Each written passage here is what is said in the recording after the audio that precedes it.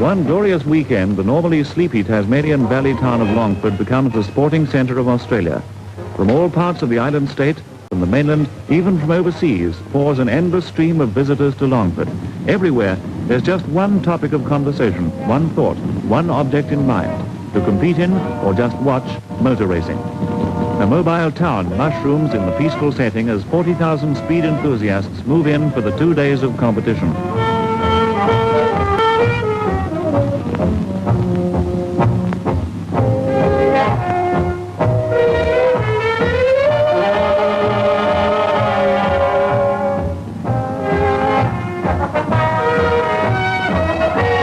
The pits, focal point of all motor race meetings, where the final touches are put to potent machines. Here, amidst the thunder of engines, the fumes of straight exhausts, the activities of swarms of mechanics, we sense the exhilarating pre-race atmosphere. It's in the pits that a race can be won or lost. Preparation is meticulous, thorough, and vital. To the average motorist, the names of these engines mean little, but in the world of motorsport, they're the sign of a thoroughbred.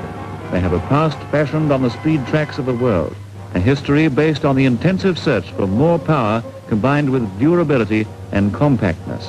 These are the kings of the road.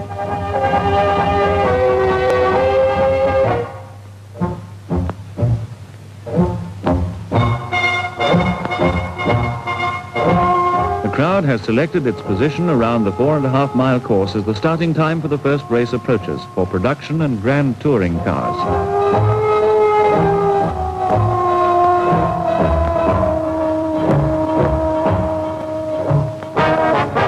Down flashes the starter's flag, and they're away. A mixed bunch of production models ranging from Jaguars to Morris Minors, Holdens to MGs. In a cloud of dust and exhaust smoke, they jockey for positions.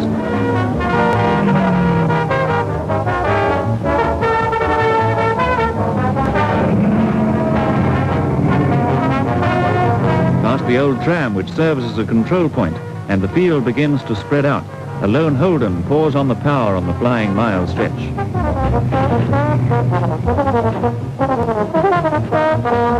One lap flies past and the Jaguars are taking control. A tight bunch of cars heads under the railway viaduct, led by Hodgson's Jaguar. Still further ahead is another Jaguar, with New South Welshman David Mackay at the wheel.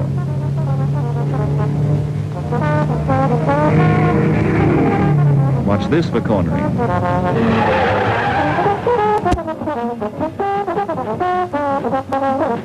Production car races are always a crowd pleaser, and this one is no exception. To the tune of screaming tires, the field tackles the bends with impunity. Mackay's Jaguar bores past a Morris Minor, closely followed by the twin machine driven by Hodgson.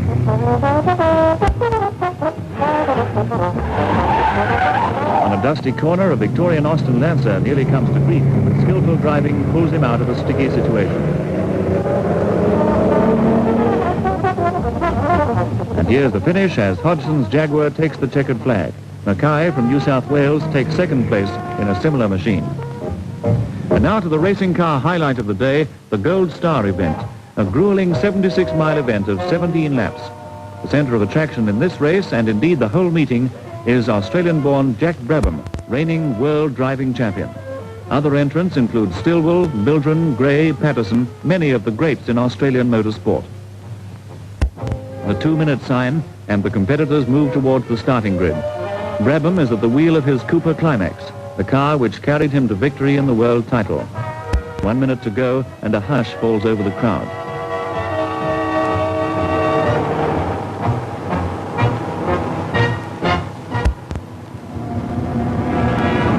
With a scorch of rubber, the fastest cars in the country hurtle away off the mark. They're off in the start of the Gold Star event.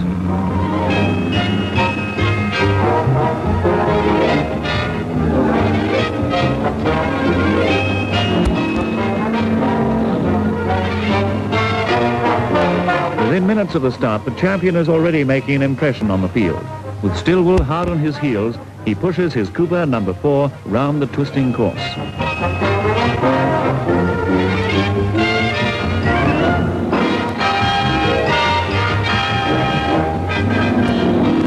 Soon the green Cooper has a handy lead as the old master applies the pressure, using the skill acquired on racetracks as far apart as Monza and Buenos Aires. Already the course record is looking shaky as the miles slip past under the little Cooper.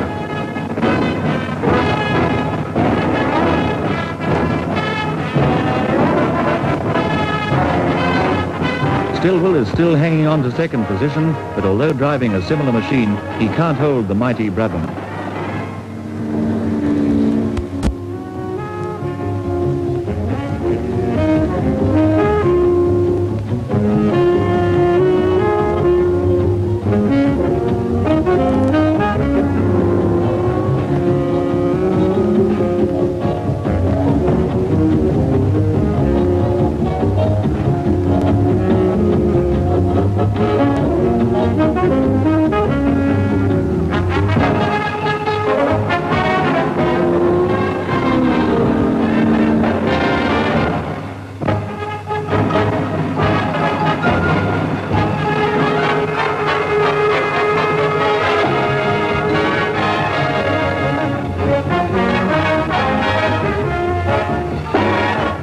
Straight, there's a duel between the Coopers of Leighton and Miller, with Leighton taking the honours.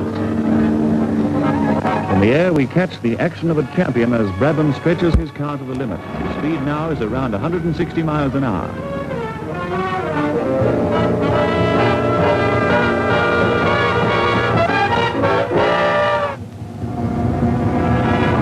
The Longford circuit is one of the picturesque and most popular courses in Australia. On its 4.5-mile stretch, which is open to everyday traffic at all other times of the year, are long straights, slow and fast corners, undulations, bridges, even railway crossings. Its long, wide straights are ideal for top speed, and the setting is continental.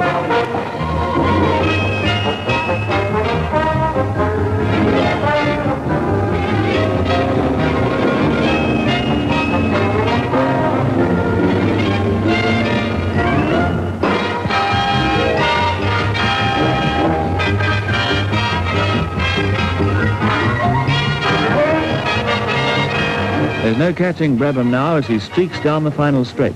All opposition has been left far behind, and another victory awaits the world champion.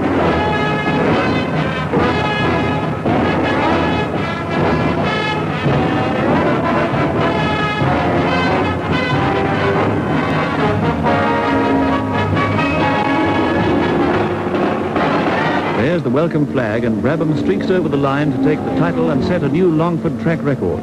His average time for the distance, 105 miles an hour.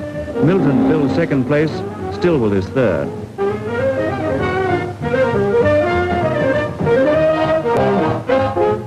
Dawn on the second day, and despite the early hour, the pit crews are already hard at work. The snarl of engines again shatters the peace at Longford.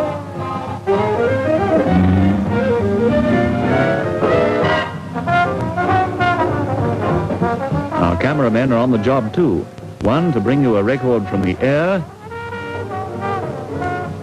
the other a driver's eye view.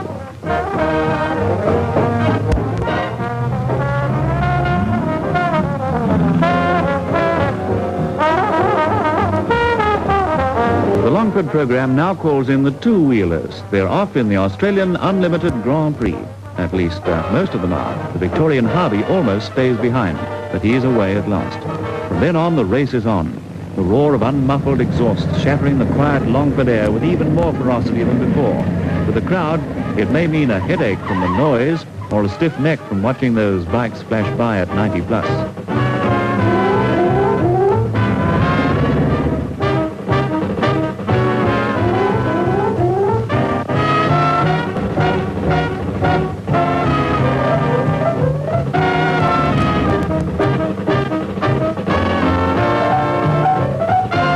Pretty course to be sure, set as it is in natural surroundings, but a rider can't be worried about details like that. It's head down, full throttle for every moment except that split second as the speed is cut down, coming into one of the many corners on the course.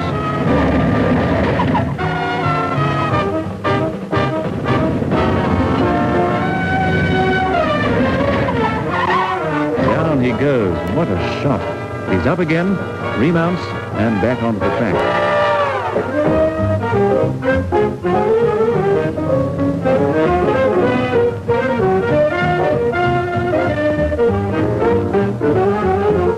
all but over. As they come through the viaduct for the last time, it's Ahern aboard a Norton out in front. He goes on to win in 24:56, average speed 87 miles an hour. Bitumen has hardly cooled from the motorbike race when out to the starting grid roll the 20 cars in the next event, the Australian Tourist Trophy.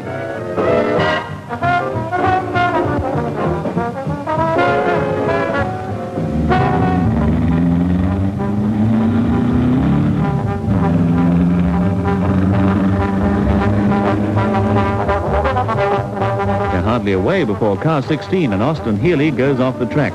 But don't miss car 33 as it flashes past into the lead. That's Derek Jolly leading the way, hotly pursued by the rest of the field. Every man trying to win this premier race for sports cars in Australia.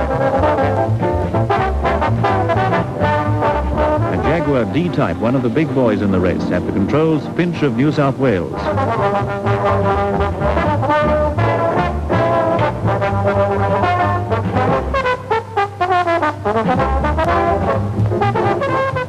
Car 32, the Decker Special, is the smallest entrant in the Tourist Trophy, but it keeps up with the Jaguars of 4 times its engine capacity.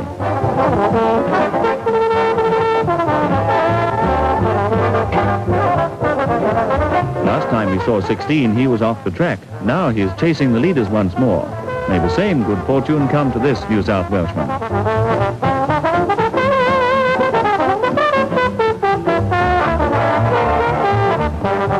Now the leaders move across the bridge and into Newry Corner. Ahead of them, the speed stretch. A 1.5 mile straight here gives the drivers a chance to push the sports cars to their limit.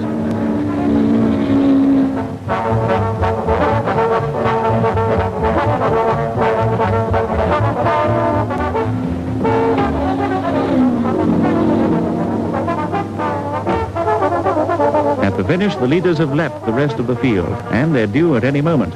With 108 miles of breathless racing behind him, in comes Jolly aboard a Lotus, then Whiteford driving a Maserati. Winner's laurels to the South Australian Derek Jolly.